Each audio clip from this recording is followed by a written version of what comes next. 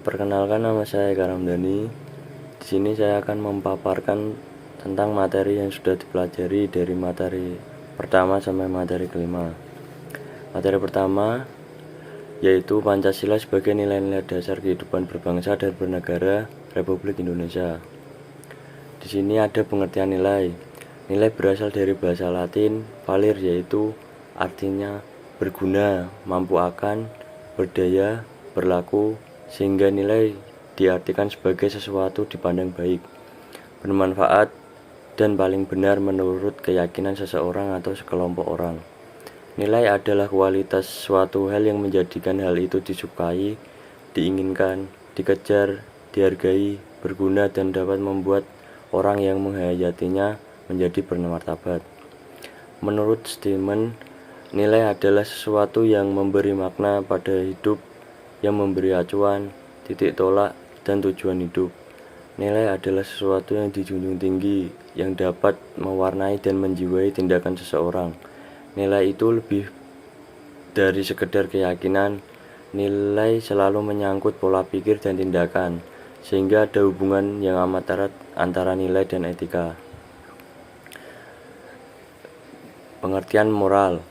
Pengertian moral menurut Wasono mengemukakan bahwa nilai moral pada dasarnya adalah nilai-nilai yang menyangkut masalah kesusilaan, masalah budi, yang erat kaitannya antara hidup dan makhluk-makhluk lain ciptaan Tuhan.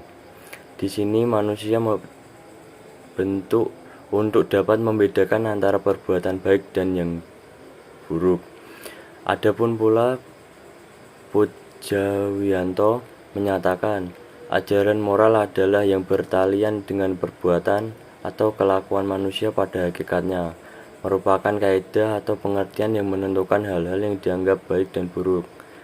Dari uraian di atas dapat disimpulkan bahwa nilai moral adalah norma-norma atau kaidah-kaidah yang dianggap baik dan buruk oleh manusia dan makhluk hidup lainnya. Pengertian norma. Dari segi bahasa, norma berasal dari bahasa Inggris, yakni norm. Dalam kamus Oxford Norm yang artinya usually of expected way of behaving, yaitu norma umum yang berisi bagaimana cara berperilaku. Norma adalah patokan perilaku dalam suatu kelompok tertentu. Norma memungkinkan seseorang untuk menemukan terlebih dahulu bagaimana tindakannya itu akan dinilai oleh orang lain. Norma juga merupakan kriteria bagi orang lain untuk mendukung atau menolak perilaku seseorang. Norma juga merupakan sesuatu yang mengikat dalam suatu kelompok masyarakat, yang pada keselanjutannya disebut norma awal, karena menjaga hubungan dengan masyarakat. Materi kedua yaitu Pancasila sebagai wujud nasionalisme dan politik bangsa. Yang pertama, wujud nasionalisme dalam Pancasila. Nasionalisme yang berasal dari kata nasion yang mempunyai arti bangsa. Nasionalisme merupakan sebuah penemuan sosial yang sangat menakjubkan di dalam perjalanan sejarah manusia. Tanpa nasionalisme, jalur sejarah di negara Indonesia ini akan berbeda. Paham mengenai nasionalisme merupakan sebuah situasi kejiwaan di mana kesetiaan setiap individu tersebut secara total diserahkan langsung kepada negara bangsa atas nama sebuah bangsa. Nasionalisme pada hakikatnya merupakan suatu ideologi negara modern, seperti halnya demokrasi dan komunisme. Bahkan kolonialisme dan imperialisme merupakan bentuk dari nasionalisme yang bersifat ekspansif.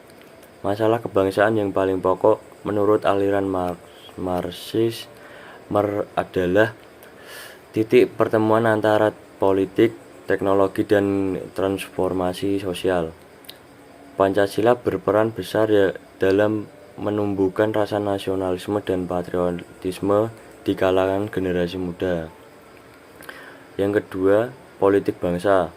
Pengertian politik berasal dari kata politics, yang memiliki makna bermacam-macam kegiatan dalam suatu sistem politik atau negara, yang menyangkut proses sistem tujuan-tujuan Untuk melaksanakan tujuan-tujuan itu perlu ditentukan kebijaksanaan umum yang menyangkut pengaturan dan pembagian dari sumber-sumber yang ada.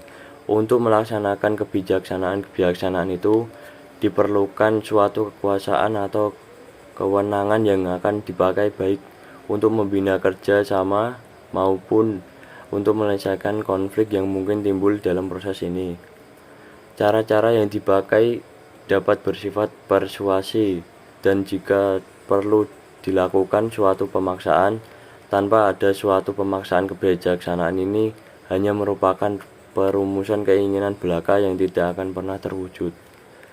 Politik selalu menyangkut tujuan-tujuan dari seluruh masyarakat dan bukan tujuan pribadi seseorang. Selain itu, politik menyangkut kegiatan berbagai kelompok pengasuh partai politik, lembaga masyarakat maupun perseorangan. Yang ketiga, Pancasila sebagai etika politik. Etika politik Pancasila adalah suatu proses pengambilan keputusan dan kebijaksanaan lainnya yang harus diawali oleh nilai-nilai Pancasila. Karena Pancasila mempunyai nilai yang sangat fundamental sebagai dasar filsafat bangsa Indonesia sebagaimana yang tercantum dalam UUD 1945. Etika politik adalah filsafat moral yang mempertanyakan tanggung jawab dan kewajiban manusia sebagai manusia dan warga negara terhadap negara, hukum dan sebagainya. Selanjutnya, etika dapat dibagi menjadi dua, yaitu etika umum dan etika khusus. Etika umum mempertanyakan prinsip-prinsip yang berlaku bagi setiap tindakan manusia, sedangkan etika khusus membahas prinsip-prinsip itu dalam hubungannya dengan berbagai aspek kehidupan manusia. Etika khusus berbagi menjadi tiga individual, yaitu membahas kewajiban manusia terhadap diri sendiri, dan etika sosial membahas kewajiban manusia terhadap manusia lain dalam hidup bermasyarakat. Selanjutnya, materi ketiga yaitu budaya demokrasi menuju masyarakat madani. Yang pertama, hakikat demokrasi. Secara etimologi, demokrasi terdiri dari dua kata yang berasal dari Yunani, yaitu demos, yang berarti rakyat atau kekuasaan suatu tempat, dan kreatein, yang berarti kekuasaan atau kedaulatan. Jadi, demos, kratos atau demokrasi adalah kekuasaan atau kedaulatan rakyat. Kekuasaan tertinggi berada dalam keputusan rakyat. Rakyat yang berkuasa, pemerintahan rakyat, dan kekuasaan oleh rakyat. Demokrasi adalah gagasan atau pandangan hidup yang mengutamakan persamaan hak dan kewajiban serta perlakuan yang sama bagi semua warga negara.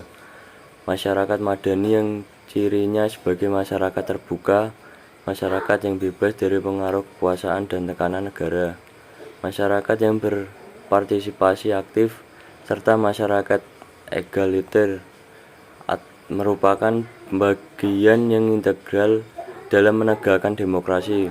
Selain itu, masyarakat madani merupakan elemen yang signifikan dalam membangun demokrasi sebagaimana yang dikatakan oleh Samsudin Haris sebagai prasyarat demokrasi. Yang kedua, demokrasi dalam sistem NKRI. Pada era presidensial Soekarno, Indonesia sempat menganut demokrasi terpimpin 1956. Indonesia juga sempat menggunakan demokrasi Pancasila pada era Presiden Soeharto. Setelah era Soeharto, Indonesia kembali menjadi negara demokrasi yang benar-benar demokrasi. Pemilu demokrasi yang diselenggarakan pada tahun 1999 dan pada tahun 2004 untuk pertama kali bangsa Indonesia menyelenggarakan pemilu presiden, dan ini adalah sejarah baru dalam kehidupan demokrasi di Indonesia. Dan perkembangan demokrasi dan kebebasan berpendapat bagi warga negara ini akan terus berproses seiring dengan dinamika rakyat Indonesia dan sistem ketatanegaraan yang ada. Konsep demokrasi di NKRI dapat dipandang sebagai sebuah mekanisme dan cita-cita untuk mewujudkan suatu kehidupan berkelompok yang sesuai dengan apa yang terdapat dalam UUD 1945 yang disebut kerakyatan pada hakikat manusia, yaitu pada dasarnya warga negara mempunyai harkat dan martabat yang sama dalam hubungan sosial sesama warga negara. Materi 4 yaitu hubungan antara nilai-nilai Islam dan Pancasila. Yang pertama, hubungan antara agama dan Pancasila.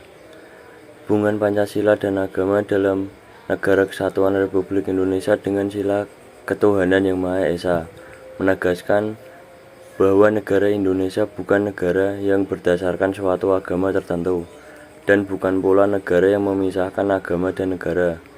Negara yang berketuhanan yang Maha Esa menempatkan agama dan kepercayaan kepada Tuhan yang Maha Esa sebagai jiwa bagi keutuhan Negara Kesatuan Republik Indonesia. Hubungan agama dan Pancasila adalah hubungan yang saling membutuhkan di mana agama memberikan peningkatan moral bangsa negara dengan Pancasilanya menjamin kehidupan beragama dapat berlangsung dengan aman, tentram, dan damai. Pancasila dengan hukum-hukum positifnya pada dasarnya sudah sesuai dengan ajaran agama Islam melalui membangun masyarakat madani lewat jalur kultural. Diharapkan pada suatu saat hukum positif yang bernafaskan Islam dapat diterima oleh masyarakat Islam dan masyarakat di luar Islam. Yang kedua, hubungan antara Islam dan Pancasila. Hubungan Pancasila sebagai dasar atau ideologi negara Republik Indonesia dengan Islam yang merupakan agama mayoritas penduduk Indonesia. Semua nilai-nilai yang terkandung dalam Pancasila sejalan dengan ajaran Islam. Begitu juga dengan pelembagaan hukum Islam di Indonesia merupakan sesuatu yang tidak bertentangan dengan Pancasila maupun UUD 1945. Meskipun dalam pelembagaannya memerlukan usaha yang ekstra karena masih terdapatnya hambatan baik dari umat Islam tersendiri maupun dari umat agama lain. Pancasila merupakan landasan ideologi negara Indonesia dan Pancasila tidak pernah memisahkan agama dari Pancasila. Hal ini terlihat dari sila ketuhanan yang Maha Esa, kemanusiaan yang adil dan beradab, persatuan Indonesia, kerakyatan yang dipimpin oleh hikmat kebijaksanaan dalam permusyawaratan perwakilan, dan keadilan sosial bagi seluruh rakyat Indonesia secara esensi selaras dengan nilai-nilai ajaran Islam. Selanjutnya materi kelima yaitu Pancasila sebagai ideologi bangsa. Yang pertama, pengertian ideologi. Secara terminologis, istilah ideologi didefinisikan oleh banyak kalangan secara berbeda-beda. Dalam pengertian yang paling umum dan lunak, ideologi adalah pikiran yang terorganisir, yakni nilai, orientasi, dan kecenderungan yang saling melengkapi sehingga membentuk perspektif ide yang diungkapkan melalui komunikasi dengan media teknologi dan komunikasi antar pribadi. Penggunaan istilah ideologi tersebut menurut John B. Thompson memiliki sejarah panjang dan kompleks yang tampak dalam karya beberapa penulis dan menambah ke beberapa disiplin modern dalam ilmu-ilmu sosial dan humaniora. Menurutnya, jika diteliti dengan cermat, istilah ideologi digunakan dalam dua cara yang berbeda. Pada satu sisi, ideologi digunakan oleh beberapa penulis sebagai sebuah istilah yang murni deskriptif, sebagai sistem berpikir, sistem kepercayaan, praktik-praktik simbolik yang berhubungan dengan tindakan sosial dan politik. Yang kedua, karakteristik dan makna ideologi bagi negara. Dalam memahami ideologi dan ideologi politik, tidaklah cukup hanya melihat dari sosok pengertiannya atau hanya berangkat dari definisi-definisi yang telah dikemukakan oleh para ahlinya. Makna suatu ideologi dapat ditemukan dari karakteristiknya. Beberapa karakteristik ideologi antara lain: 1. Ideologi seringkali muncul dan berkembang dalam situasi krisis, di mana cara pandang, cara berpikir, dan cara bertindak sebelumnya dianggap umum dan wajar dalam suatu masyarakat telah dianggap sebagai sesuatu yang sudah tidak dapat diterima lagi. Yang kedua, ideologi merupakan pola pemikiran yang sistematis. Ideologi pada dasarnya merupakan ide atau gagasan yang dilemparkan atau ditawarkan ke tengah-tengah arena perpolitikan. Yang ketiga, ideologi mempunyai ruang lingkup jangkauan yang luas namun beragam. Dilihat dari dimensi horizontal, ideologi mempunyai ruang lingkup yang sangat luas, mulai dari penjelasan-penjelasan yang tersial sifatnya sampai kepada gagasan-gagasan atau pandangan-pandangan yang komprehensif. Yang ketiga, peran Pancasila sebagai ideologi. Pancasila adalah ideologi terbuka, ungkapan yang sederhana tapi syarat makna ini sekarang berkembang dan mulai membudaya dalam masyarakat kita. Memang konsep yang abstrak seperti Pancasila adalah ideologi terbuka, memerlukan waktu untuk memantapkan proses pemahaman, penghayatan, pembudayaan, dan pengamalannya dalam masyarakat. Pancasila memiliki ciri khas sebagai ciri khas ideologi terbuka, yaitu dengan adanya cita-cita dasar yang ingin diwujudkan masyarakat secara menyeluruh, bukan berasal dari luar keinginan masyarakat atau dengan kata lain hasil paksaan dari elit ataupun rezim penguasa yang menghendaki. Meskipun sebagai hasil dari kristalisasi nilai-nilai dalam masyarakat, tidak serta-merta menjadikan Pancasila sebagai ideologi yang kaku atau enggan menerima resapan-resapan atau masukan-masukan dari ideologi lainnya. Sekian yang dapat saya sampaikan, kurang lebihnya mohon maaf. Assalamualaikum warahmatullahi wabarakatuh.